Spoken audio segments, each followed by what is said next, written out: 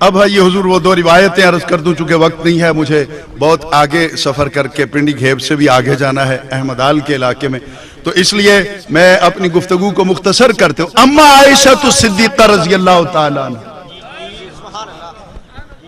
وہ بھی کہتی ہیں کہ سرکار معراج کی رات کہیں گئے ہی نہیں، آپ بستر پہ لیٹے رہے۔ حسین احمد مدنی اور ان کی جماعت کے تمام علماء وہ تو بڑی باتیں کرتے ہیں، وہ تو کہتے ہیں براق آیا، آپ اس پہ بیٹھے، اور براق اتنا تیز رفتار تھا کہ تھا براق نبی آ کے نور نظر، یہ گیا وہ گیا اور نہا ہو گیا، بہت تیز رفتار تھا۔ پھر مسجد اقصی میں براق بھی پیچھے رہ گیا، آگے نبی چلا، معراج تو آگے شروع ہوتی ہے۔ تو یہ کیا ہے، جب سرکار لیٹے رہے گئے ہی نہیں۔ اما عائشہ صدیقہ کہتی ہے یہ 1432 برس کے بعد حسین احمد مدنی اور اس کی جماعت کے سرخیل علماء کو یہ معلوم ہو گیا کہ نبی پاک گئے تھے۔ جو گھر میں رہتی تھی وہ کہتی ہے کہیں گئے ہی نہیں۔ تو گھر کی شہادت جو ہے وہ زیادہ مستحکم ہے نا صحیح، بولیے نا اونچی آواز سے بولیے۔ تو اب میں بال کی کھال اتاروں جی، بولیے اونچی آواز سے بولیے۔ اب اپنا اس کا پوسٹ مارٹم کریں نا کہ راوی کیا کہتا ہے اور بات کیا ہے۔ حضور معراج ہوتی ہے ہجرت سے 1.5 سال پہلے، اما عائشہ کا نکاح ہوتا ہے ہجرت کے بعد۔ نہیں سمجھا نہیں سکا، معراج ہوتی ہے ہجرت سے 1.5 سال پہلے، اما عائشہ نبی کے گھر میں آتی ہیں ہجرت کے بعد۔ درمیان میں تقریباً 2.5 سال کا، 3 سال کا، 2 سال کا وقفہ ہے۔ جس رات معراج ہوا اما عائشہ سے نبی کا نکاح ہی نہیں ہوا تھا، اما عائشہ نبی کے حجرے میں کیا کرنے آئی تھی؟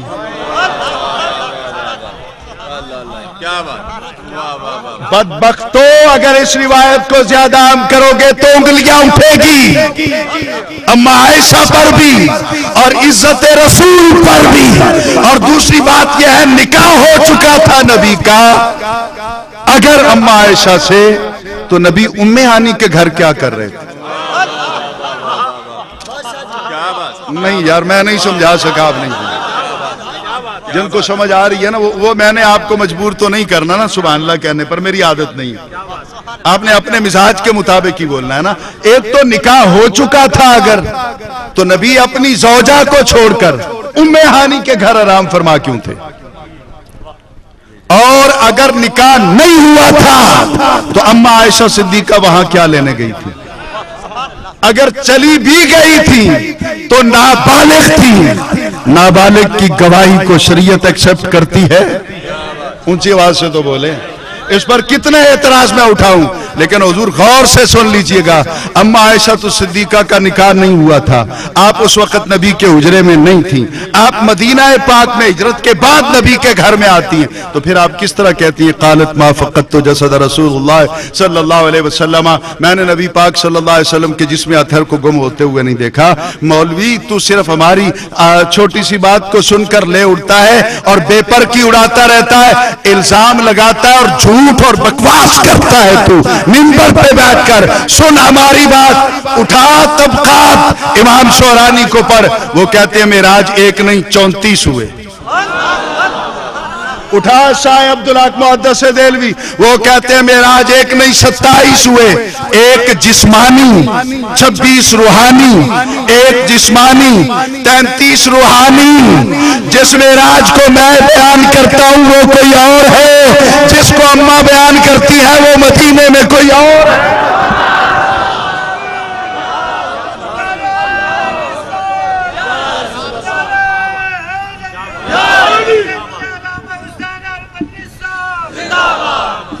بات سمجھ میں آئی کہ نہیں آئی؟ اونچی آواز سے تو بول دیں ذرا، مجھے حوصلہ ہو جائے گا کہ آپ کو بات سمجھ میں آ گئی۔ ایک جواب تو اس کا یہ ہے، اور دوسرا یہ ہے کہ اگر میں برسبیل تذکرہ ایکسپٹ کر لوں کہ اسی رات کا تذکرہ اما عائشہ صدیقہ رضی اللہ تعالیٰ عنہ فرما رہی ہیں، تو مولانا پھر بھی نقصان تیرے عقیدے کا ہوگا، میرے عقیدے کا نہیں ہوگا۔ کیوں نہیں ہوگا؟ اما عائشہ نے قرآن پڑھا، سبحان الذی اسری بعبدہ لیلا ليلا من المسجد الحرام إلى المسجد الأقصى الذي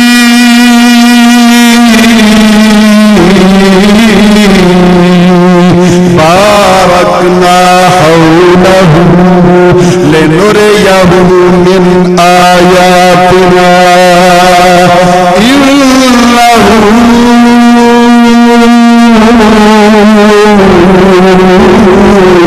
هو السميع البصير.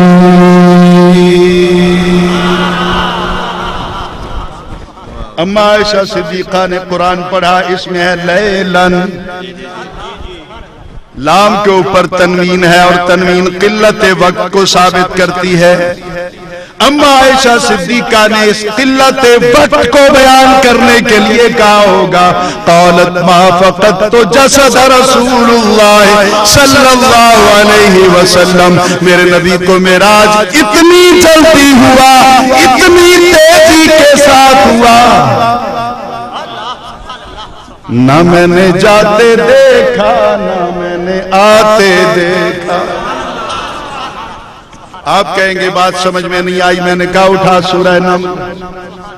حضرت آصف ابن برقیہ تخت لینے کے لیے گئے، پھر آپ تخت لے کے آئے، نہ کسی نے جاتے دیکھا نہ کسی نے آتے. اگر نبی کا ایک غلام 2 مہینے کا راستہ طے کرے آنے جانے کا، نہ کوئی جاتا دیکھے نہ آتا، آنکھ بند کرنے سے پہلے بھی کرسی پر، آنکھ کھولنے کے بعد بھی کرسی پر، اگر ایک غلام اتنی تیزی سے سفر کر سکتا ہے، میرا نبی تو نبیوں کا امام.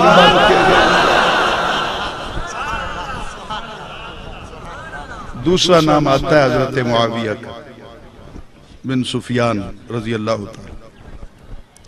وہ بھی کہتے ہیں کہ نبی پاک کو معراج روحانی ہوا، جسمانی نہیں ہوا. میں نے کہا کم از کم کوئی پکی گواہی تو لے کے آ، کوئی مستند، کوئی پرفیکٹ بات تو کر. حضرت امیر معاویہ کو گواہ بن کے لایا ہے کہ نبی پاک کو روحانی معراج ہوا، جسمانی نہیں ہوا. آپ اس رات کہیں نہیں گئے تھے. سنیں گے حضور والا ہسٹری یہ بتاتی ہے، ہجرت سے 1.5 سال پہلے، ہجرت سے 1.5 سال پہلے معراج ہوا. ہجرت کے 8 سال بعد امیر معاویہ نے کلمہ پڑھا.